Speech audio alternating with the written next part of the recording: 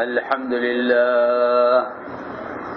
لله نحمده ونستعينه ونستغفره ونؤمن به ونتوكل عليه ونعوذ بالله من شرور أنفسنا ومن سيئات أعمالنا من يهده الله فلا مضل له ومن يضلله فلا هادي له ونشهد أن لا إله إلا الله وحده لا شريك له ونشهد أن سيدنا ونبينا ومولانا محمدا عبده ورسوله صلى الله تعالى عليه وعلى آله وصحبه وبارك وسلم تسليما كثيرا كثيرا أما بعد فأعوذ بالله من الشيطان الرجيم بسم الله الرحمن الرحيم ظهر الفساد في البر والبحر بما كسبت أيدي الناس وقال عليه الصلاة والسلام مثل المؤمن والإيمان كمثل فرس في آخيته يحول ثم يرجع إلى آخيته أو كما قال عليه الصلاة والسلام. میرے محترم دوستو بزرگو عزیزو، اگر امت کو صرف اتنی بات معلوم ہو جائے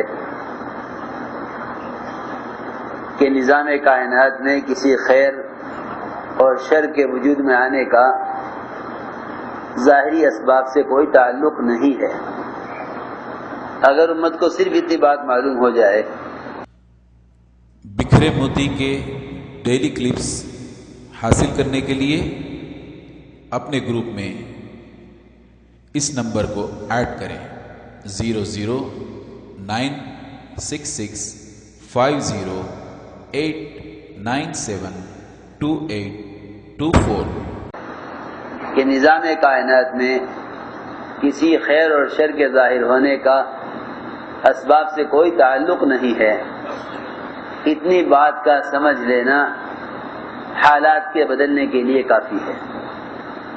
اس زمانے میں سب سے بڑی مشکل یہ ہے کہ اسباب اور ذرائع کا یقین اس حد تک دلوں میں بیٹھ گیا ہے کہ جو بھی حال آتا ہے اس حال سے متعلق بجائے عمل کی تحقیق کرنے کے اس حال سے متعلق سبب کی تحقیق کرتے ہیں. اس حال سے متعلق سبب کی تحقیق کرتے ہیں کہ کون سا سبب ایسا ہے جو سبب ہمیں اس حال سے، اس مشکل سے، اس بیماری سے یا اس پریشانی سے نکال دے. یہی وجہ ہے کہ ساری کی ساری انسانیت اسباب اور ذرائع کے بنانے پر اس لیے لگی ہوئی ہے کیونکہ انہوں نے سارے نظام کائنات کو اسباب سے جوڑا ہوا ہے. یہ سوچ، یہ خیال اللہ تعالیٰ کی سنت اور اللہ تعالیٰ کے ضابطے کے بالکل خلاف ہے. نظام کائنات کا کائنات سے قطعاً کوئی تعلق نہیں ہے. نظام کائنات کا کائنات سے قطعاً کوئی تعلق نہیں ہے. نظام کائنات کا تعلق براہ راست مسلمان کے جسم سے نکلنے والے اعمال سے ہے. غیر مسلم کے عمل سے بھی دنیا میں کوئی تغیر اس لیے نہیں، اس طرح نہیں آئے گا جس طرح کسی جانور کے عمل سے دنیا میں کوئی تغیر نہیں آ سکتا. اصل کائنات اور نظام کائنات کا تعلق وہ صرف براہ راست مسلمان سے ہے. ہم اپنے حال کو بدلنے کے لیے بیماری کے حال کو دواؤں سے بدلنا چاہتے ہیں، مقدمات کے حال کو رشوتوں سے، وکیلوں سے بدلنا چاہتے ہیں، قحط سالیوں کے حال کو غیروں سے مدد طلب کر کے بدلنا چاہتے ہیں، قرضوں کے حال کو سود سے بدلنا چاہتے ہیں. حضرت فرماتے تھے جب مسلمان اپنے حال کو بدلنے کے لیے اعمال سے ہٹ کر چیزوں پر آ جائے گا تو پھر اس کی بھی کوئی تمیز نہ رہے گی کہ اس کے اسباب میں حرام اسباب داخل ہو رہے یا حلال ہو رہے. وہ یوں کہے گا کہ میں مجبور ہوں، اس لیے جس طرح کا بھی سبب حاصل ہو جائے مجھے اپنی جان بچانی ہے. بس یاد رکھو کہ نظام کائنات کا کائنات سے قطعاً کوئی تعلق نہیں ہے. نظام کائنات کا تعلق براہ راست مسلمان کے بدن سے نکلنے والے اعمال سے ہے. نظام کائنات کا تعلق براہ راست مسلمان کے بدن سے نکلنے والے اعمال سے ہے۔ اگر یہ اپنے عملوں کو اقلیت میں رہ کر درست کر لے تو یہ اقلیت کے باوجود غالب آئے گا، اگر یہ اپنے اعمال کو فقر میں ٹھیک کر لے تو یہ فقر کے باوجود کامیاب رہے گا، اگر یہ اپنے اعمال کو جس تنگی میں جس حال میں بھی درست کر لے گا اللہ تعالیٰ اس کو اس کے حال سے اس کے عمل کی بنیاد پر نکالیں گے، نہ کہ اس کو اس کے حال سے اس کی سبب کی بنیاد پر نکالیں گے۔ یہ اصل بنیادی چیز یہ ہے۔ اس لیے جاننا چاہیے کہ نظام کائنات کا کائنات سے کوئی تعلق نہیں اور حالات عالم کا عالم سے قطعاً کوئی تعلق نہیں ہے۔ حالات عالم کا تعلق براہ راست مسلمان کے جسم سے نکلنے والے اعمال سے ہے۔ یہ جس حال کو چاہے عمل کے ذریعے بدلوا سکتا ہے، جس حال کو چاہے عمل کے ذریعے بدلوا سکتا ہے۔ ہم فرماتے تھے کہ حضور اکرم صلی اللہ علیہ وسلم کے زمانے میں آپ کی دعاؤں سے یا آپ کے عمل سے جو خیر وجود میں آئی ہے اللہ رب العزت نے اس خیر کے لانے کے اعمال اس امت کو قیامت تک کے لیے دے دیے ہیں۔ یہ بات نہیں ہے کہ جو نصرت نبی کے زمانے میں ہوگی بعد میں نہ ہوگی، بلکہ اللہ رب العزت کا وعدہ قیامت تک مدد کرنے کا ہے ان لوگوں کی جو نبی کا اتباع کریں، اور اس طرح کرنے کا وعدہ ہے جس طرح اللہ نے انبیاء علیہ السلام کی مدد کی ہے۔ میرے دوستوں عزیزوں، ہم سب کے ذہنوں میں یہ ہے کہ اللہ رب العزت نے حاجتیں پیدا کی ہیں اور ان حاجتوں کے حل کے لیے دنیا میں اسباب بنا دیے ہیں، اس پر گاڑی چل رہی ہے۔ اللہ مجھے معاف فرمائے، غیروں کی طرح ہر وقت اس فکر میں رہتے ہیں کہ کس ضرورت اور کس مشکل سے نکلنے کے لیے کون سا سبب ہے، حالانکہ سب سے پہلے غور کرنا چاہیے کہ یہ حالات یہ مشکلات پیش کیوں آ رہی ہیں، یہ حالات یہ مشکلات کیوں پیش آ رہی ہیں۔ پہلے فکر ان حالات کو روکنے کی نہیں ہے، پہلی فکر تو ان حالات کے پیش آنے کے اسباب کیا ہیں اس کی فکر کرنے کی ضرورت ہے۔ اس لیے میں نے عرض کیا کہ اصل بات یہ ہے کہ مومن کو چاہیے کہ وہ حالات میں یہ غور کر لے کہ میں نے اللہ کا کون سا حکم توڑا ہے جس کی وجہ سے یہ حال آیا ہے۔ ایسے حالات مومن کی تربیت کر دیا کرتے ہیں۔ مسلمان اور غیر مسلم میں فرق صرف اتنا ہے، مسلمان غیر مسلم میں فرق صرف اتنا ہے، بلکہ حدیث میں فرمایا کہ انسان اور جانور کا فرق ہے کہ اگر مسلمان پر کوئی حال آئے، بیماری کا، مقدمے کا، قرضے کا، خوف کا، کسی بھی لائن کا، تو فوراً مسلمان یہ سوچے گا کہ یہ میرے کس عمل کی وجہ سے ہوا ہے۔ حدیث میں آتا ہے کہ مسلمان کے کسی مشکل میں مبتلا ہونا یہ اللہ تعالی کی طرف سے ایک اشارہ ہوتا ہے اور مسلمان اشارے کو سمجھ لیتا ہے۔ جب اس مشکل سے نکلتا ہے تو سمجھ لیتا ہے کہ اس کو کیوں باندھا گیا تھا، کیوں کھول دیا گیا۔ لیکن کافر کی مثال، اللہ کا نہ ماننے والے کی مثال اس جانور کی طرح ہے کہ اس کو باندھ دیا گیا پھر کھول دیا گیا، تو وہ نہیں جانتا فیما عقل و فیما ارسل کہ کیوں اس کو باندھا گیا تھا، کیوں کھول دیا گیا۔ جانور کو رسی سے باندھ دیا جاتا ہے، ایک موقع پر کھول دیا جاتا ہے، اس جانور کو نہیں معلوم کہ مجھے کیوں باندھا گیا تھا، کیوں کھول دیا گیا۔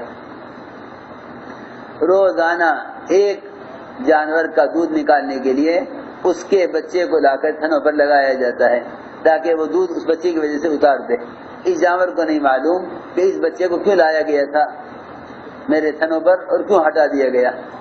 یہ مثال دے کر سمجھایا کہ کافر کو نہیں معلوم ہوگا کہ یہ حال کیوں آیا تھا، کیوں چلا گیا، لیکن مسلمان پر جو بھی حال آئے گا یہ حال اس کو راستے پر لانے کے لیے ہے، یہ حال اس کو راستے پر لانے کے لیے ہے۔ اس حضور اکرم صلی اللہ علیہ وسلم نے اپنی امت کو ہر موقع، ہر تنگی، ہر پریشانی سے نکلنے کے لیے اعمال بتلائے ہیں، کیونکہ ہماری دعوت ہی یہی ہے کہ اللہ کی قدرت وعدوں کے ساتھ اور واضح حکموں کے ساتھ، اسباب کے ساتھ قدرت بھی نہیں ہے، وعدہ بھی نہیں ہے۔ اب اللہ کی ذات عالی سے براہ راست فائدے اٹھانے کے اعمال کیا ہیں اور اللہ کی قدرت سے براہ کائنات فائدے اٹھانے کے ذرائع کیا ہیں، اچھی طرح سمجھ لیجو۔ جتنے بھی ذرائع ہیں دنیا میں، ان سارے ذرائع میں مسلمان غیر مسلم سب مشترک ہیں۔ بیماری آئے گی تو غیر مسلم بھی علاج کرے گا، مسلمان بھی کرے گا۔ مقدمہ آئے گا تو غیر مسلم بھی وکیل کرے گا، مسلمان بھی وکیل کرے گا۔ جو بھی حال آئے گا اس حال میں اسباب کی دنیا میں سب مشترک ہوئے ہوئے ہیں۔ حالانکہ فرق یہ تھا کہ اگر مسلمان پر کوئی حال آئے تو مسلمان دو کام کرے گا۔ پہلے تو یہ دیکھے گا کہ یہ حال کیوں آیا، یہ پریشانی کیوں آئی، اور جیسے یہ غور کرے گا اللہ رب العزت فوراً اس کے دل میں ڈال دیں گے کہ تجھ پر یہ پریشانی آئی تھی، یہ تیرے اس عمل کی وجہ سے آئی تھی۔ ایک ٹھوکر بھی مسلمان کو لگے تو ایمان کی وجہ سے فوراً یاد آ جائے گا کہ اس سے کیا گناہ ہوا ہے۔ لیکن غیر مسلم پر آنے والے حالات کہ وہ حالات ایسے ہیں جیسے جانور کو باندھ دیا جائے اور کھول دیا جائے، اس کو نہیں معلوم کہ کیوں باندھا گیا تھا، کیوں کھول دیا گیا۔ میرے دوستو عزیزو، فرق یہ ہے دونوں میں کہ مسلمان پر جب حال آئے تو یہ اپنے حال سے نکلنے کے لیے اعمال کی طرف متوجہ ہو۔ کافر کی خصوصیت ہے یہ کہ اس پر حال آئے تو وہ سبب کی طرف متوجہ ہو۔ میں نہیں کہتا خدا نہ کرے کہ مسلمان اسباب اختیار نہ کرے، بلکہ حضور اکرم صلی اللہ علیہ وسلم نے اس امت کو عمل کا عادی بنایا تھا، اس امت کو عمل کا عادی بنایا تھا کہ براہ راست اللہ کی ذات عالی سے بغیر کسی شکل کے فائدہ اٹھانے کا راستہ وہ اللہ کے احکام کو پورا کرنا ہے۔ صحابہ اسباب میں لگے ضرور ہیں، لیکن یہ بات یاد رکھنا کہ انہوں نے کبھی یہ خیال نہیں کیا کہ اللہ رب العزت نے اس ضرورت کے پورا کرنے کے لیے اس سبب پر وعدہ کیا ہے، بلکہ ہمیشہ اس بات کی دعوت دی کہ اللہ رب العزت نے اس حاجت کو پورا کرنے کے لیے اس عمل پر وعدہ کیا ہے۔ فرق صرف اتنا ہے اسباب اور اعمال میں کہ اعمال پر وعدہ ہے، اسباب پر وعدہ نہیں ہے۔ اعمال پر وعدہ ہے، اسباب پر کوئی وعدہ نہیں ہے۔ عمل کر کے اللہ کے سامنے پیش کرنا، عمل کر کے اللہ کے سامنے پیش کرنا، یہ اللہ کے وعدوں کو پورا کرانے کا راستہ ہے۔ عمل کر کے اللہ کے سامنے پیش کرنا یہ اللہ کے وعدوں کو پورا کرانے کا راستہ ہے۔ سب اختیار کر کے اللہ کے سامنے پیش کر دینا، اس پر وعدے پورے نہیں ہوا کرتے۔ کیوں؟ اس لیے کہ اللہ رب العزت اسباب سے مستغنی ہے، اسباب کی حاجت اللہ کو نہیں ہے۔ جب اللہ کو اسباب کی حاجت بھی نہیں اور اللہ تعالیٰ کے اسباب پر وعدے بھی نہیں تو اللہ کو سبب کیوں پیش کیا جائے؟ اللہ تعالیٰ کو عمل پیش کرو، وہ عمل پر کامیاب کریں گے، اختیار ہے ان کو اسباب دے کر عمل حاجت پوری کریں یا اسباب دیے بغیر حاجت پوری کریں، اس کا اللہ کو اختیار ہے۔ اس لیے میرے دوستو عزیزو، ہر تنگی سے نکلنے کے لیے ہر موقع کے اعمال بتلائے گئے ہیں، کیونکہ کام یہ تھا کہ اللہ کے سامنے اس کی رضا والے اعمال پیش کرتے۔ آپ حضرات بارہا واقعہ سنتے ہیں، 3 آدمی ایک غار میں پھنس گئے اور غار کا راستہ بند ہو گیا، اس طرح چٹان سرکی کہ نکلنے کا کوئی راستہ نہ رہا۔ اب ہر ایک کو کسی نے یہ دعا نہ کی کہ اے اللہ تو کوئی سبب یا کوئی فرشتہ لے آ کیونکہ ہم تو دعاؤں سے اسباب مانگتے ہیں، ہم دعاؤں سے اسباب مانگتے ہیں تاکہ ان اسباب سے حاجت پوری ہو۔ ہم دعاؤں سے اسباب مانگتے ہیں تاکہ اسباب سے حاجت پوری ہو۔ اس کا مطلب یہ ہوا نعوذ باللہ کہ حاجتیں ساری اسباب سے جڑی ہوئی ہیں، اللہ سے اسباب مانگ لو تو حاجتیں پوری ہو جائیں گی۔ آپ ذرا غور کریں، آپ کو بہت سے زیادہ اسباب والے ناکام نظر آئیں گے اور بہت سے کم اسباب والے اور بغیر اسباب والے کامیاب نظر آئیں گے۔ صحابہ کی غیروں کی زندگی کا فرق یہی تھا کہ بہت سے بہت سے اسباب والے برے حال میں تھے اور بہت سے بغیر اسباب والے وہ اچھے حال میں اور کامیاب تھے۔ ہماری مشکل یہ ہے کہ ہم سمجھتے ہیں کہ یہ ضرورت اس سبب سے بری ہوگی، لہذا اللہ سے بجائے اس ضرورت کو مانگنے کے اس ضرورت کے پورا کرنے والے اسباب کو مانگتے ہیں۔ ان غار میں پھنسنے والوں نے آپس میں بیٹھ کر یہ سوچا کہ اس مصیبت سے نکلنے کا کیا راستہ ہے۔ سب نے کہا اس کے علاوہ اور کوئی ذریعہ نہیں ہے کہ اللہ کے سامنے اپنے اپنے اعمال پیش کر دو۔ اس کے علاوہ کوئی ذریعہ نہیں ہے کہ اللہ کے سامنے اپنے اپنے اعمال پیش کر دو۔ اللہ کی شان صرف 3 لائن کے اعمال، ایک معاملات کی لائن کا، ایک معاشرے کی لائن کا، ایک اخلاق کی لائن کا، صرف 3 لائن۔ اس سے یہ بتلا دیا کہ اگر تم عبادات میں کمال کو پہنچ جاؤ اور ذکر تلاوت میں کمال کو پہنچ جاؤ لیکن کسی کا حق مارے ہوئے ہو تو ان ساری عبادات کے باوجود ناکامی آئیں گی، ان ساری بات کے باوجود ناکامی آئیں گی۔ حدیث میں آتا ہے کہ پہاڑوں کی طرح عبادات کا ڈھیر لے جانے والا جب حقوق والے آئیں گے اپنے حقوق کا مطالبہ کریں گے تو اللہ رب العزت اس کے سارے اعمال حق والوں کو دے دیں گے، اس لیے کہ آخرت میں جو معاملہ ہوگا وہ زمین کا زمین سے، پیسے کا پیسے سے معاملہ نہیں ہوگا، وہاں سارا معاملہ اعمال سے ہوگا۔ آخرت کی کرنسی صرف اعمال ہیں، صرف اعمال ہیں، کوئی کرنسی نہیں چلے گی وہاں سوائے اعمال کے۔ اللہ رب العزت وہاں سارا جس کا جو حق ہوگا وہ حق اس کے اعمال سے ادا کروائیں گے، یہاں تک کہ یہ اعمال سے خالی ہو جائے گا، یہ اعمال سے خالی ہو جائے گا، حق والے حقوق باقی رہ جائیں گے۔ اللہ رب العزت فرمائیں گے کہ ان حق والوں کے گناہ اس عابد پر ڈال دیے جائیں اور اس عابد کو جہنم میں ڈال دیا جائے۔ تو میں نے عرض کیا کہ 3 چیزیں اس واقعے میں ملتی ہیں، ایک معاملے میں احسان، دوسرے اخلاق میں احسان، تیسرے معاشرے میں احسان۔ معاملے میں تو یہ احسان کیا، ایک نے اپنا، کیونکہ ان آپس میں طے کر لیا تھا کہ یہاں سے نجات ہو نہیں سکتی سوائے اس کے کہ تم نے اپنی زندگی میں جو وہ اعمال کیے ہوں جن اعمال میں صرف دوسرے کا نفع اور دوسرے کو فائدہ پہنچانا مقصود تھا، جن اعمال سے صرف دوسرے کو نفع پہنچانا مقصود تھا، اپنی ذات کا کوئی فائدہ نہیں تھا،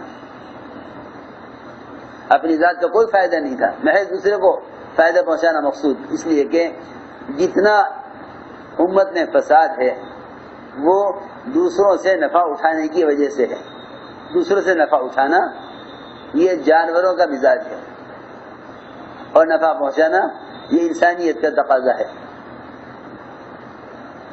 صرف ان کے عمل پر چٹان اس لیے سرک گئی کہ ان میں سے ہر ایک کا جذبہ دوسرے کو نفع پہنچانا تھا اپنی ضرورت کو دبا کر۔ چنانچہ پہلے نے یہ طے کیا، یہ عمل پیش کیا کہ اے اللہ، میرے یہاں ایک ملازم نے ملازمت کی اور وہ اپنی مزدوری چھوڑ کر چلا گیا اور اس کا حق میرے پاس باقی رہ گیا، اگر وہ حق لے جاتا تو خود کو کاروبار کرتا، خود اسے پیسہ بناتا، لیکن وہ اپنا حق چھوڑ کر چلا گیا۔ اے اللہ، میں نے اس کے حق، اس کے مال سے مال تیار کیا۔ ایک مدت کے بعد وہ آیا، کہنے لگا کہ میرا حق مجھے دے دے۔ میں کہا دیکھ، یہ جتنا کچھ مال ہے یہ سارے کا سارا تو لے جائے، سب تیرا ہے۔ اس نے کہا اے اللہ کے بندے، میرے ساتھ مذاق نہ کر، میری جو مزدوری بنتی تھی وہ دے دے۔ کہا کہ نہیں، یہ سارا مال تیرا ہے، جتنا عرصے تو غائب رہا میں نے تیرے مال سے مال تیار کیا ہے، یہ سارا مال تیرا ہے، تو لے جا۔ اے اللہ، میں نے یہ عمل صرف تیری رضا کے لیے کیا ہے، دوسروں کو نفع پہنچانے کے لیے۔ چٹان سر کی، لیکن ایک کے بھی نکلنے کا راستہ نہ ہوا۔ وجہ اس کی یہ ہے کہ امت مجموعہ ہے اور حقوق العباد ہی مجموعہ ہے۔ اللہ رب العزت اپنا حق جس کے لیے چاہیں گے معاف فرما دیں گے، لیکن سینگ والی بکری اور بے سینگ والی بکری کے درمیان بھی عدل اور انصاف فرمائیں گے۔ چنانچہ چٹان سر کی لیکن کوئی نکل نہ سکا، یہ بات نہیں ہے اپنا اپنا عمل کرو اور کامیاب ہو جاؤ۔ امت مجموعہ ہے اور دین مجموعہ ہے، جب تک وہ مجموعہ باعتبار امت کے، باعتبار مجموعہ کے وجود میں نہیں آئے گا اس وقت تک حالات درست نہ ہوں گے۔ دوسرے نے عمل پیش کیا کہ اے اللہ میرے بوڑھے والدین، میرا معمول یہ تھا کہ میں جب تک ان کو دودھ نہیں پلا دیا کرتا تھا اس وقت تک اپنے بچوں کو نہیں پلاتا تھا۔ اس زمانے میں تو والدین بوجھ بن گئے، حالانکہ انہوں نے ہمارا بوجھ اٹھایا ہے، اور اب یہ خود والدین اولاد پر بوجھ بن جاتے ہیں۔ سب سے بڑی بے برکتی کا جو سبب ہے وہ والدین کی خدمت نہ کرنا اور ان کا حق ادا نہ کرنا، یہ سب سے بڑی بے برکتی کا سبب، سب سے بڑی بے برکتی، سب سے بڑی بے برکتی کا سبب ہے، اور اس پر بڑی سخت وعیدیں ہیں، بڑی سخت وعیدیں ہیں، بڑی سخت وعیدیں ہیں۔ ایسی رات جس رات میں ساری مخلوق کی مغفرت کر دی جاتی ہے، ایسی رات جس رات میں ساری مخلوق کی مغفرت کر دی جاتی ہے، سارے اہل قبلہ کی، اس رات میں اس کی بھی مغفرت نہیں ہے جو اپنے والدین کا نافرمان ہو۔ اتنی سخت بات ہے۔ کہتے ہیں کہ میرا معمول یہ تھا کہ میں والدین سے پہلے اپنے بچوں کو دودھ نہیں پلایا کرتا تھا۔ ایک دن مجھے جنگل سے واپسی میں تاخیر ہو گئی، میں واپس آیا، میرے والدین سو چکے تھے اور میرے بچے بھوک سے بلک رہے تھے۔ اب میں اس فکر میں کہ اٹھاؤں نیند سے تو نیند خراب ہو، بچوں کو پلاؤں دودھ پہلے، تو یہ ہو نہیں سکتا۔ میرے بچے اور میری بیوی بھوکے رہے اور میں ساری رات دودھ کے پیالے لے کر والدین کے سامنے کھڑا رہا۔ اے اللہ اگر یہ میں نے عمل تیرے رضا کے لیے کیا ہے تو اس شیطان کو ہٹا دے، ہمیں نکال دے۔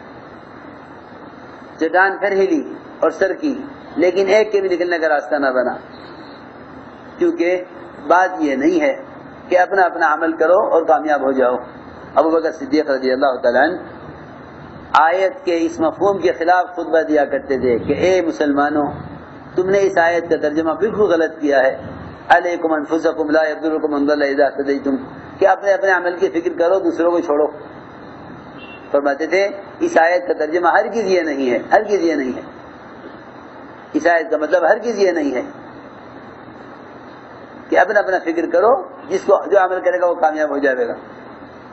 اس امت کا معاملہ اجتماعی ہے۔ احادیث میں یعنی متعدد جگہ فرمایا، بہت سی جگہ احادیث میں کہ یہ امت ایک کشتی کی سوار ہے، یہ امت ایک مجموعہ ہے، ایک کشتی کا جو کی جماعت ہوتی ہے، یہ امت ایک کشتی کی سوار اس طرح جماعت ہے۔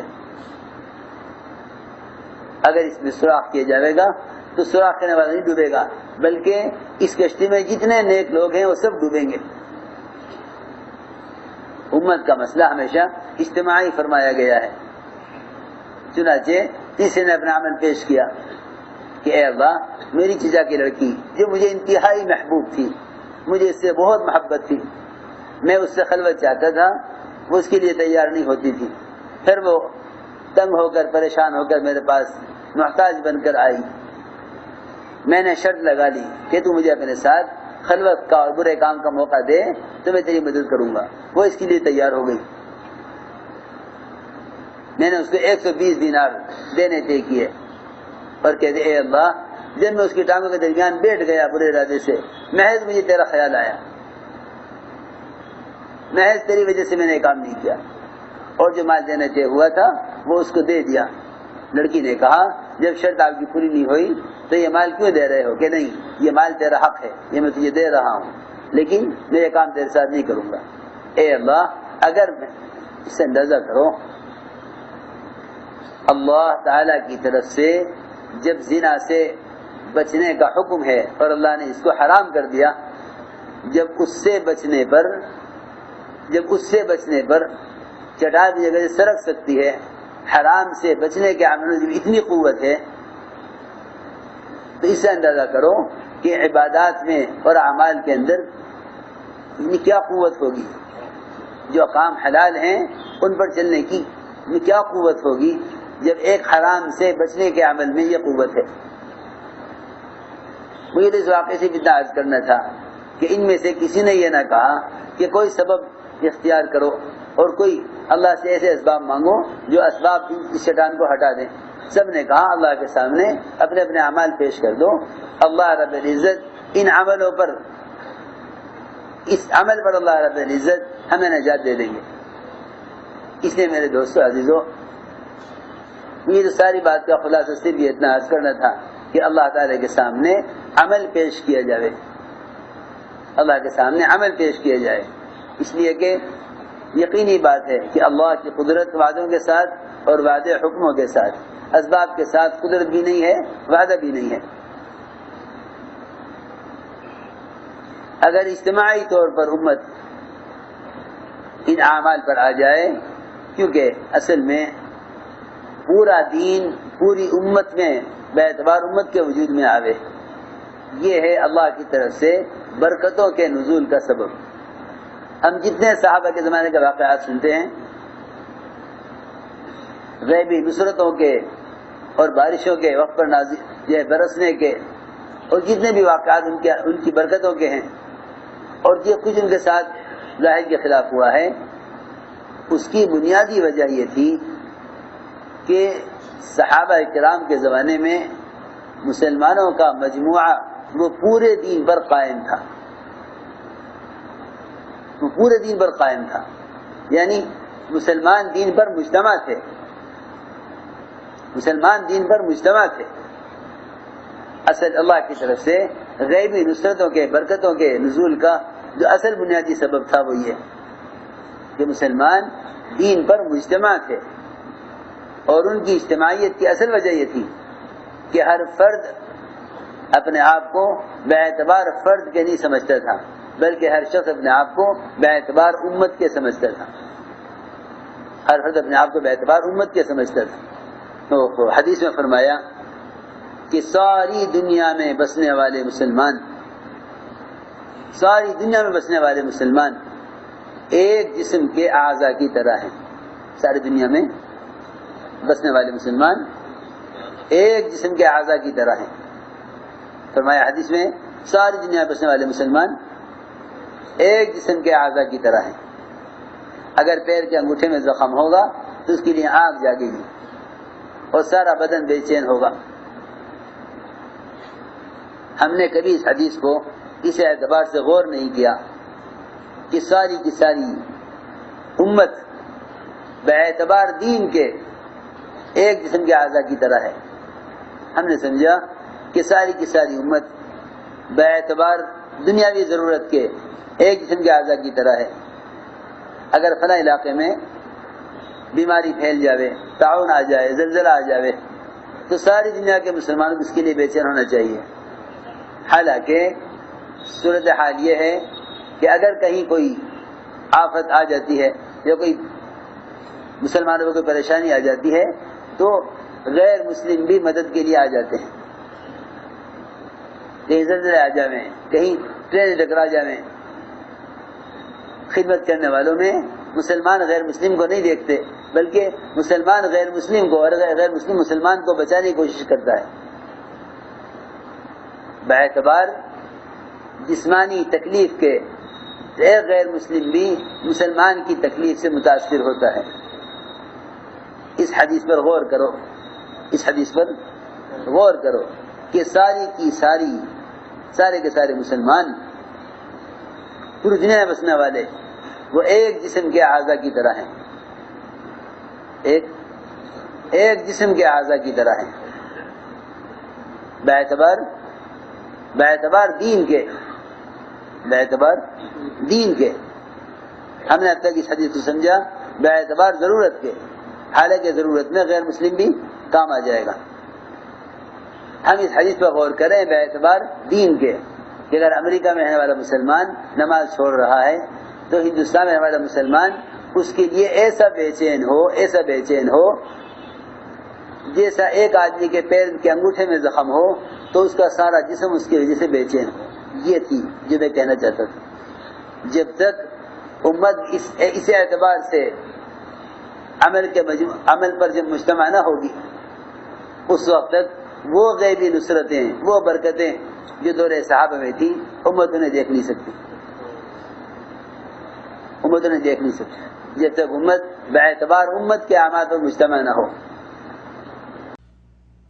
بکھرے موتی کے ڈیلی کلپس حاصل کرنے کے لیے اپنے گروپ میں اس نمبر کو ایڈ کریں 0096650897282 اس لیے دین مجموعہ ہے، دین مجموعہ ہے ہمارے اندر، دین باعتبار مجموعہ کیا ہے، دین باعتبار مجموعہ کیا ہے، دین مجموعہ ہے۔ صحابہ کرام کے زمانے میں ایک چھوٹے سے چھوٹے عمل کو عمل میں لانے کے لیے اتنی فکر کی جاتی تھی۔ فرماتے ابو ہریرہ رضی اللہ تعالیٰ عنہ کہ میں نے سنا ہے حضور اکرم صلی اللہ علیہ وسلم کو فرماتے ہوئے کہ اگر ایک پڑوسی اپنی دیوار میں کیل ٹھوکنا چاہتا ہے اور دونوں کی دیوار ایک ہے تو یہ دوسرا پڑوسی اس کو کیل ٹھوکنے سے نہ روکے، گھر کی مشترک دیوار ہے، اور میں یہ دیکھ رہا ہوں کہ یہ سنت تمہارے درمیان سے ختم ہو رہی ہے، اور فرمایا خدا کی قسم میں اس سنت کو تمہارے درمیان رائج کر کے رہوں گا۔ یہ کتنی چھوٹی سی بات، کتنی چھوٹی سی بات کہ اگر ایک مسلمان پڑوسی اپنی دیوار میں کیل ٹھوکنا چاہے تو دوسرا مسلمان اس کو پڑوسی نہ روکے، اپنے پڑوسی کی اس عمل پر، اس چیز پر اس کی مدد کرے۔ میں یہ دیکھ رہا ہوں کہ تمہارے درمیان سے یہ سنت ختم ہو رہی ہے۔ یہ فرمایا واللہ لأرمین بین اکتافکم، کہ خدا کی قسم میں اس سنت کو تمہارے درمیان رائج کر کے رہوں گا۔ تو فرما رہے حضرت ابو ہریرہ رضی اللہ تعالیٰ عنہ، اتنا سا بھی ایک معمولی سا بھی عمل اگر امت میں سے کم ہوتا تھا تو بڑے سے بڑا چھوٹے سے چھوٹا اس عمل کو وجود میں لانے کے لیے فکر مند ہوتا تھا۔ اسے میں عرض کر رہا اس امت کی ذمہ داری انفرادی نہیں ہے بلکہ اجتماعی ہے۔ اس امت کی ذمہ داری انفرادی نہیں ہے بلکہ اجتماعی ہے۔ باعتبار مجموعے کے امت عبادات پر آ گئی، باعتبار مجموعے کے، میں نے عرض کیا نا کہ پورا جسم ہے، ساری امت ایک جسم ہے، ساری امت ایک جسم ہے۔ جب ایک عضو میں کوئی بات پیش آتی ہے تو دوسرا عضو اس کی مدد کے لیے خود بخود آنکھ میں جیسی تنکا گرتا ہے ہاتھ فوراً آنکھ پر پہنچ جاتا ہے، ہاتھ فوراً آنکھ میں تنکا گرا ہے، آنکھ دیکھے گی نہیں، آنکھ میں تنکا پڑتے ہی فوراً انگلی آنکھ پر پہنچ جاتی ہے۔ یہ امت دینی اعتبار سے ایک جسم کے اعضاء کی طرح ہے، یہ اس حدیث کا مفہوم ہے، اسے غور کیجو۔ دیکھو میرے دوست عزیزو، باہر کی بے دینی کو دیکھ کر، باہر کی بے دینی کو دیکھ کر اگر تنہائیوں میں اللہ تعالیٰ سے رو رو کر دعائیں مانگ کر اس منکر کو ختم نہیں کرواتے تو سمجھ لینا کہ اب ایمان کا کوئی ذرہ دل میں باقی نہیں رہا۔ میری بات بہت مشکل سے آ رہی تھی سمجھ میں، بہت مشکل سے۔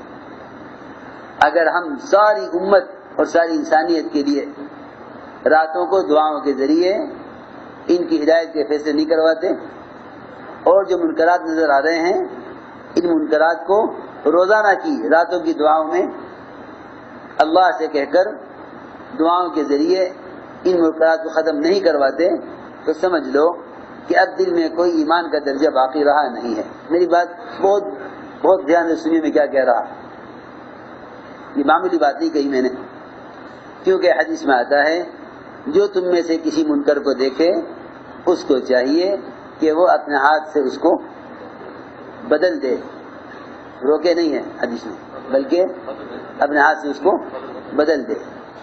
من رأى منکم منکرا فلیغیرہ بیدہ، تم میں سے اگر کسی منکر کو ہوتا ہوا کوئی دیکھے اس کو چاہیے اس کو اپنے ہاتھ سے بدل دے، اور اگر ہاتھ سے بدلنے کی طاقت نہیں ہے، یعنی آپ کے پاس کوئی ایسا عہدہ نہیں ہے کہ آپ ہاتھ کی قوت سے اس کو بدل سکیں، تو پھر دوسرا درجہ ایمان کا یہ ہے، درمیانہ درجہ ایمان، حدیث میں اس طرح فرمایا کہ درمیانہ درجہ ایمان کا یہ ہے کہ پھر اس منکر کو اپنی زبان سے بدلے، فَلْيُغَيِّرْهُ بِلِسَانِهِ، کہ اپنی زبان سے اس منکر کو بدلے۔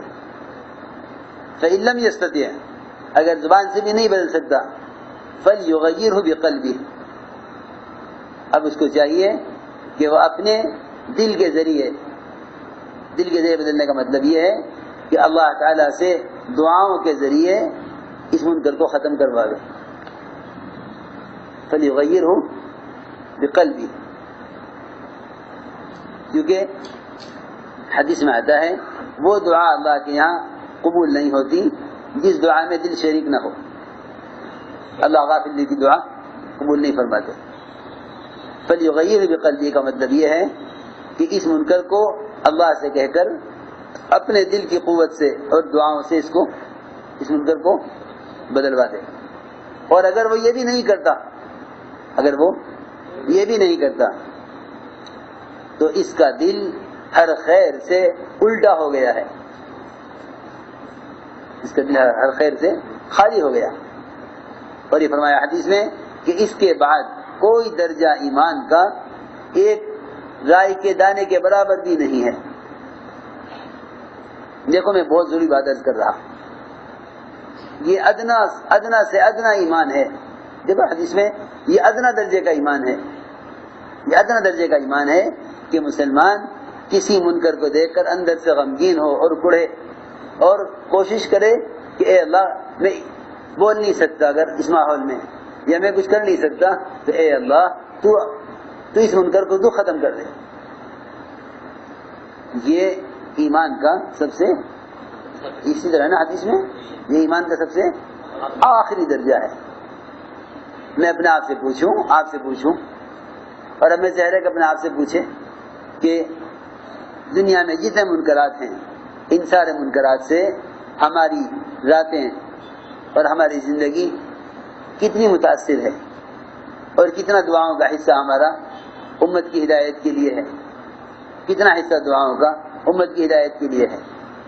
یہ غور کرنے کی بات ہے بہت، کیونکہ میں نے عرض کر دیا کہ مسئلہ اپنی ذات کا نہیں ہے، صرف ساری امت ساری انسانیت کا ہے۔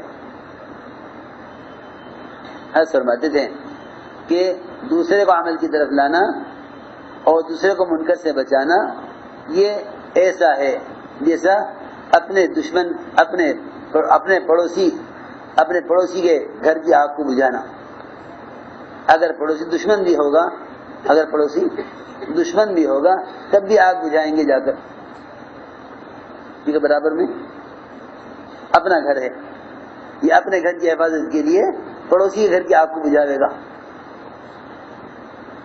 اپنے گھر کی حفاظت کے لیے پڑوسی گھر کی آگ کو بجھاوے گا۔ اس سے اندازہ کر لو کہ اپنے دین کی حفاظت کے لیے اپنے ماحول کے دیندار بنانا کتنا زیادہ ضروری ہوگا۔ اس لیے میرے دوستو عزیزو یہ عزم کرو کہ انشاءاللہ اپنی ذات سے کرنا ہے اور ساری امت اور ساری انسانیت تک دین کو پہنچانا ہے۔ اس لیے کہ میں نے عرض کیا کہ امت کی ذمہ داری اجتماعی ہے، انفرادی نہیں ہے۔ امت کی ذمہ داری اجتماعی ہے، انفرادی نہیں ہے۔ ساری امت ساری انسانیت کو جہنم سے بچانا یہ اس امت کی سب سے پہلی ذمہ داری۔ ابوبکر رضی اللہ عنہ نے مدینہ منورہ کو اس لیے خالی کرنا چاہتے تھے، ابوبکر رضی اللہ عنہ مدینہ منورہ کو اس لیے خالی کرنا چاہتے تھے کہ اگر زکوٰۃ کے ادا کرنے میں رسی بھی روکی گئی تو میں رسی کے لیے قتال کروں گا تاکہ اللہ کا دین کامل ہو جائے۔ حضرت عمر نے عرض کیا امیر المومنین یہ کلمہ پڑھنے والے لوگ ہیں، آپ ان سے قتال نہ کریں۔ حضرت ابوبکر نے فرمایا کہ جو زکوٰۃ اور نماز میں فرق کرے گا میں اس سے قتال کروں گا، کہ نماز اور زکوٰۃ کی فرضیت میں کوئی فرق نہیں ہے۔ اور پھر یہ نہیں کہ ادا کر رہے ہیں کہ یہ زکوٰۃ پوری طریقے سے ادا کر رہے یا نہیں کر رہے، زکوٰۃ پوری طریقے سے ادا کر رہے یا نہیں کر رہے۔ میرے دوستو عزیزو، اس امت کی نقل و حرکت کا مقصد تھا پورے دین کو پورے عالم کے اعتبار سے وجود میں لانا۔